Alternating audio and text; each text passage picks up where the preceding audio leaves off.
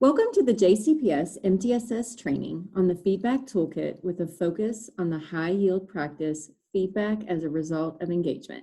I'm Carolyn Fleener. I'm with the MTSS Engagement Resource Team, and I'm also with the Accelerated Improvement School Zones, or AIS Zone.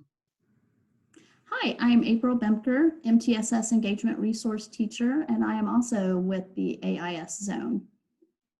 Please take a moment and type into your web browser the bit.ly found in the bottom left corner of the screen.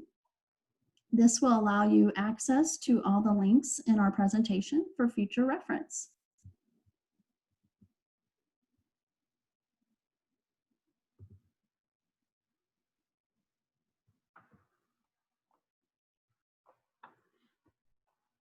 This concept map provides a visual of the departments within MTSS.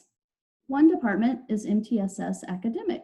The MTSS Academic Department supports schools by ensuring teachers are providing all students with academic support that includes differentiation, personalization, and enrichment activities that are guided by the Universal Design for Learning, or UDL, principles. They have a focus on Tier 2 and Tier 3 interventions and support. Another department is MTSS Behavior. The MTSS Behavior Department supports schools in implementing school-wide behavior systems and frameworks. The two frameworks used by JCPS are Positive Behavior Interventions and Supports, or PBIS, and the Behavior Support Systems Model, which is an alignment of PBIS and restorative practices. In addition, the team supports school personnel in understanding and utilizing classroom management strategies. Our department is MTSS Engagement.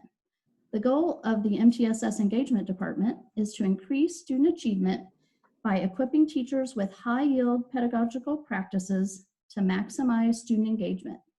6 MTSS toolkits were created to provide resources for Tier 1 instructional practices to increase student engagement, reduce student behaviors, and to decrease disproportionality.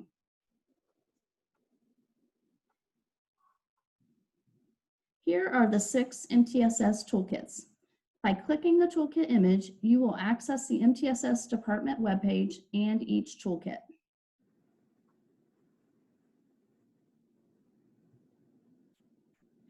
Now that you are more familiar with our department and our toolkits, let's talk about feedback, one of the biggest influences on student achievement.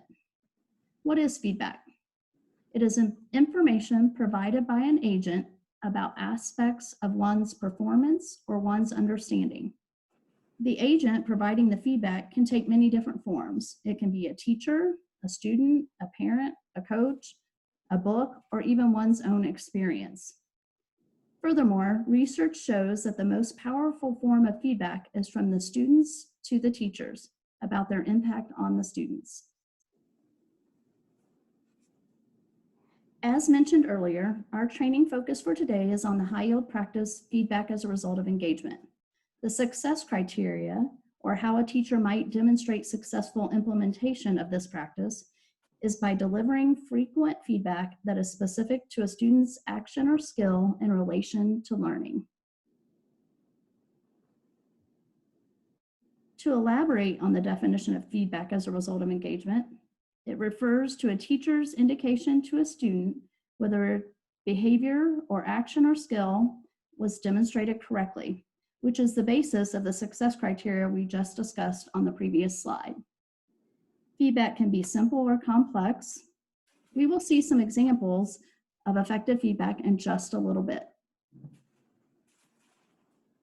Today, in this session, we will learn about the different perspectives of feedback and how to use a variety of classroom and online tools to provide effective feedback from the teacher to the student and from the student to the teacher.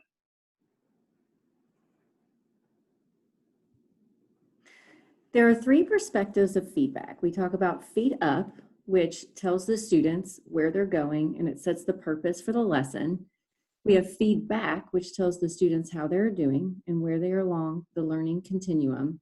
And then we have feed forward, which guides students forward and is based on performance data. Feed Up is about the teacher and the students being clear on the purpose of the lesson and the intended learning. This includes learning intentions, which is sometimes referred to as the we will, and the success criteria, or the I will.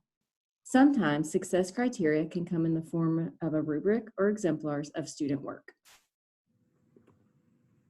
So here's an example of Feed Up. So the learning intention lets the students know what they're going to be learning, and the success criteria helps the students understand what they need to do in order to be successful. So in this example, we have a learning intention of where the students are going to learn how to write an effective claim. And then the success criteria lays out the criteria that will allow them to do this. The teacher may also want to include a rubric. All of this will help the students to know where they are going and provides criteria to help them know how to get there. Once students know the purpose and understand the success criteria, this will allow the teacher to provide feedback, which helps the students to understand how they are doing and where they fall along the progression. There are some important characteristics when giving students feedback. We want feedback to be timely, which means the sooner, the better. We want it to be specific. So feedback such as nice job or you need more will not help move students forward. We want to help the students progress towards the learning intention or the goal. So in our example, the learning intention is to write an effective claim. So what feedback can I give a student to help move this student forward on this work? Which component of writing a claim does the student include, and which do they need to work on? So here are some examples of feedback that are effective and not effective. So providing students with maybe a score or just saying you need more details, this type of feedback is not specific enough to move students forward. The feedback needs to be specific. So in the first example, the feedback provided lets the student know how they understand the task. The next steps for the student would be to elaborate about the products produced in the equation.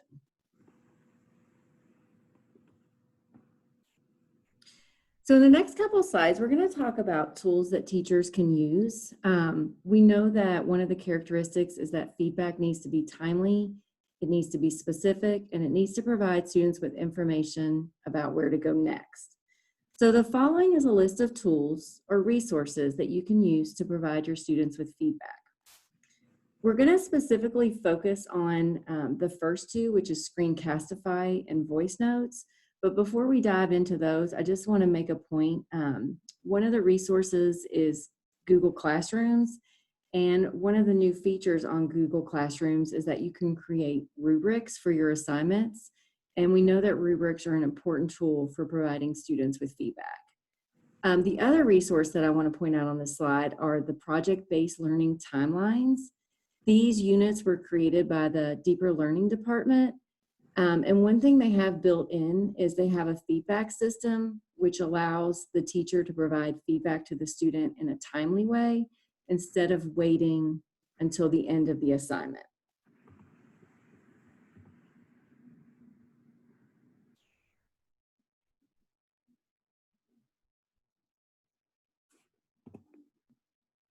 All right, so now we're going to focus on Screencastify. And Screencastify is a tool that allows you to provide your students with recorded feedback. You can include a video of yourself or just your voice. And we know that research shows that audio feedback is better understood and better received when compared to written feedback.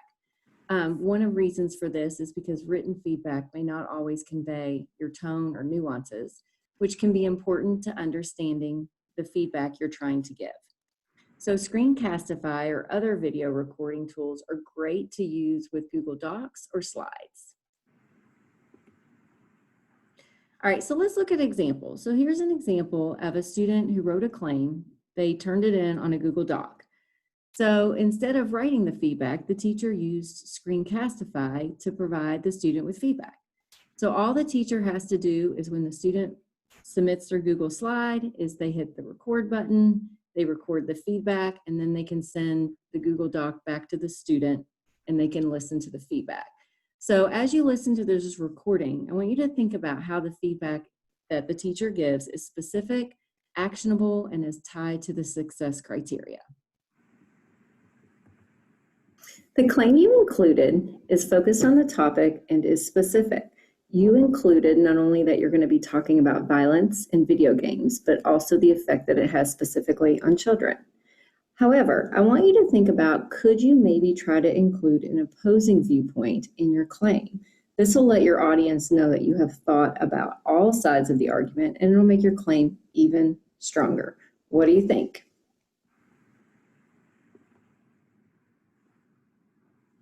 Voice notes is another type or an example of audio feedback that you can use. Voice notes, it's part of Read Write for Google Chrome, which can be added as an extension through your apps. And we're going to look at another example. So here's an example of a student claim. Again, it was submitted on a Google Doc. All you have to do is when the student submits their work, you highlight the part that you want to provide feedback. And then you click the voice notes button on and you record your feedback. When the student opens up the document, all they have to do is they click the link in the comment. You can also use this tool to provide multiple voice notes throughout a document. This claim is related to the topic, and you let the reader know what you're going to be writing about. Do you think you can argue this claim? Most people could find something bad about playing video games. How could you make this claim more specific? What is a negative side effect? Try writing it with a focus on a specific side effect.